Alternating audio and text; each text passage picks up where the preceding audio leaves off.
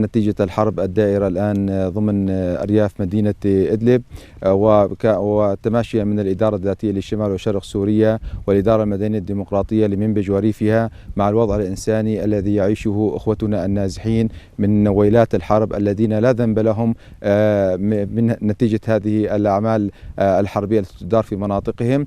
ارتأت الإدارة الذاتية لشمال وشرق سوريا أن يتم فتح الأبواب للإدارات المدنية والإدارات الذاتية لاستقبال العائلات النازحة من ويلات هذه الحروب.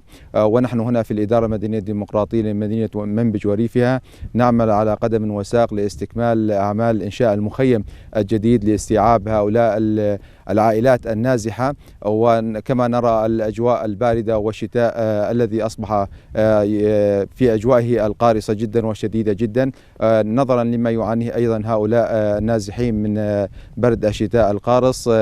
تعمل الإدارة المدنية الديمقراطية في منبج إلى استكمال هذا المخيم بالسرعة القصوى لإتمامه من كافة الخدمات.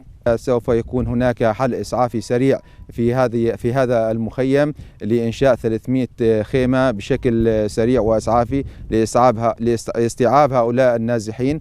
طبعا بلغ عدد العائلات النازحة إلى مدينة منبج إلى هذه اللحظة 135 عائلة. طبعا ما زالت أبوابنا مفتوحة لاستيعاب هؤلاء النازحين من هذه المناطق التي تشهد حروب شديدة في مناطقهم. طبعا إلى الآن الإدارة الذاتية لشمال وشرق سوريا والإدارة المدنية الديمقراطية في منبج وريفها هي من تقوم بدعم هؤلاء الأسر النازحة بدعم إنشاء هذه المخيم، ولا يوجد أيضا إلى الآن أي منظمة إنسانية أو جهة دولية رأت هذا الأعمال إنشاء أعمال هذا المخيم.